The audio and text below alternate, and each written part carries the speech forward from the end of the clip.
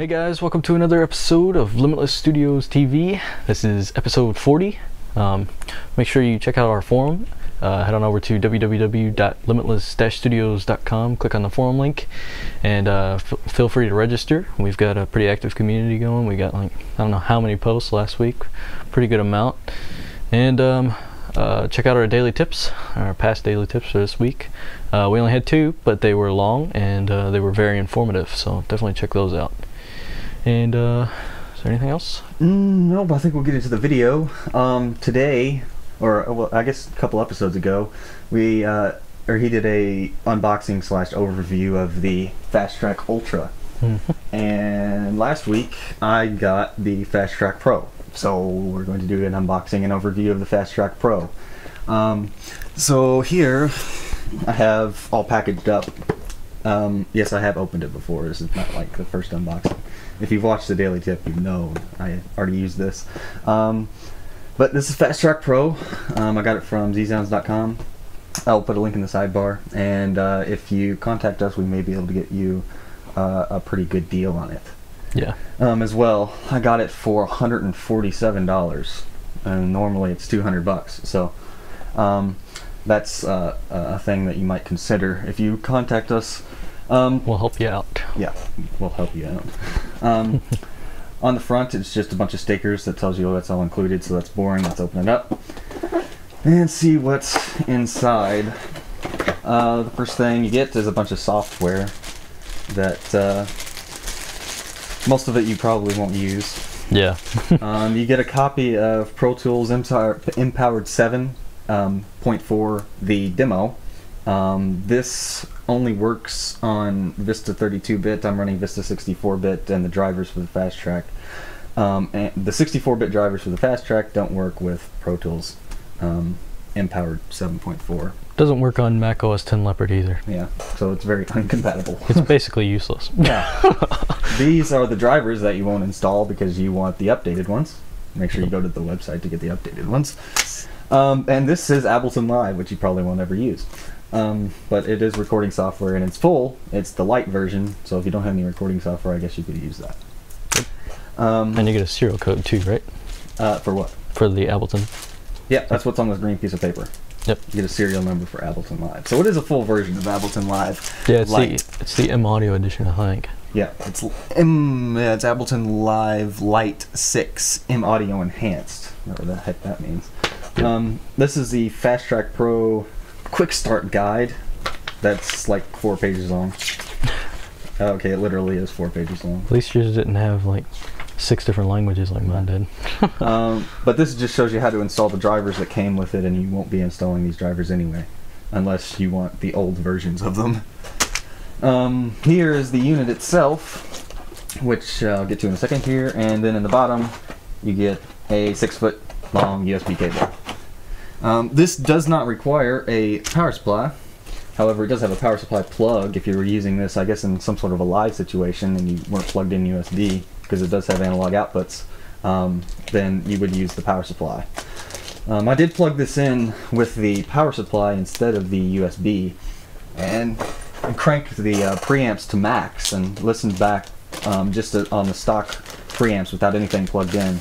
And if you run it off of 9-volt power, which is the power adapter, you get a slight bit of power noise. If you run it off USB, it's completely silent. So these preamps are extremely, extremely, extremely quiet. So that's kind of the first thing I noted. I guess I'll start on the front here. It's pretty much very similar to the Fast Track Ultra. You've got your 2 combo mic preamps, or lines or instruments. You've got your level here for each one. You have a 20 dB pad button here for the first one and there for the second one. This is your button for an instrument / line input. You switch those depending on which kind of input you're using. Then here there's a stereo to mono switch, which I don't know what that does. I'm guessing that it turns the playback into mono. Yes. So that's what I haven't used. That. A lot of people like to check their mixes in mono for like phase issues and things. So yeah. That's an easy switch. This is your output knob for your main outputs on the back, your TRS outputs, and also your What are those? RCA RCA. outputs. Here's your level, and the last knob here is, for some reason, I would have thought the last knob would have been the mains, but the last knob here is actually your headphone output. This is your headphone port. And on the back, we have the power switch. It's the power switch. Even though it's USB powered, you still have to push that in order to get power. You've got your MIDI in and MIDI out. If you go to my daily tip, I did hooking up an electronic drum kit. I'll show you using those and hooking them up inside Reaper and Superior Drummer. You got a phantom power switch right here, on and off, which I was really surprised that USB power could power 48 volt phantom power, but it works fine. I tried it earlier today. This is your SP diff in and out if you have like a higher end preamp or a converter of some kind. This will do stereo with one input. So that's SP diff. That'll give you 2 channels of audio. This is a 4x4 interface. Here you have 2 TRS stereo outputs there for going to your monitors or going out to some auxiliary system. You have inserts if you want to run effects like compressors or reverbs or some external processing units. And then again, that's your TRS outputs at the end there. It has these little things on the these little slits. I'm guessing you could get some sort of a rack system if you wanted to somehow rack mount this or wall mount it or something, but it does have slits on the sides for sliding something in and out. I haven't seen anything about that.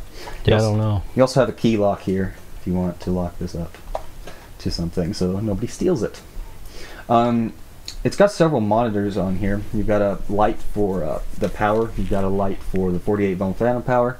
Then you have 2 lights, one for MIDI in and one for MIDI out. The first thing, when you plug in a MIDI instrument, the first thing you'll notice is that light comes on, and then when you tap a pad, it blinks. So that will make sure that if you have some kind of a troubleshooting issue, that light will help you know that the MIDI is actually coming in or the MIDI is actually coming out of this, so you know that this device isn't your problem. Then you have a clipping light on each one of these inputs, and then you also have a signal, and when the signal is green, that means you're actually getting signal into the preamp. If it's not getting signal, that means either if you're running a condenser mic or something like that, then you don't have phantom power turned on if you're not getting any signal there. Or a bad cable. Or bad cable, or bad mic. Yeah. Or bad input. That's even a possibility. So that's pretty much it. There's your USB out. I forgot to put that for your USB. So it's a pretty simple device, but I found that I was using a Behringer mixer into a Behringer UCA 202 USB interface, and this thing is incredibly clear compared to that. The preamps, I'm still stunned at how quiet these preamps are. They're not very powerful. No. If you crank this all the way up, you're still not, I mean, you're going to get a decent amount of level, but you're not going to get some serious output with these preamps. You'll need to use an external preamp if you really want to drive a mic. Like if you have something like an SM7B that really requires some preamp to drive the microphone, this is not going to do it. You're going to need some sort of an external preamp to run into here. Yeah, and they're also the Octane series preamps. Yes. Same ones that come in the high-end audio stuff, such as the Profire 2626. Mm-hmm. And I think they're like award-winning or something, so they're pretty good preamps actually. Yeah, I think it's on the box. They have some sort of an award. Uh-huh. If you're going to run an external preamp, use the back inputs here. You've got 2 inputs here. That way you bypass these preamps, because these preamps might still give you level. You mentioned that in the Fast Check Ultra review. So yeah, overall I would highly recommend this for I got $147. It's pretty awesome for that kind of a price.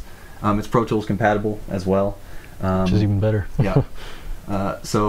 Although I haven't used Pro Tools yet, I couldn't get it to work on my 64-bit system, but hopefully they'll come out with some sort of compatible version of Pro Tools for that. So yeah, we'll put a link in the sidebar to this product, and as we mentioned earlier, if you want to get this cheaper, we may be able to get you down to about $147 on this. So email us at contact@limitless-studios.com if you're interested. So that's going to be pretty much it for this episode number 40. Yep. make sure you go back and look at the daily tips from this past week, and definitely head on over to our website, www.limitless-studios.com. Click on the forum and register if you have any questions or anything like that. Yep. So we will, I guess that's going to be it. So we will see you in next week's video, episode number 41, where we will maybe doing a review of the power filter. Oh yeah. That he unboxed a couple episodes ago. So that's a preview of what should be coming next week, and also stay tuned for more daily tips to come next week. So we will see you all in another video.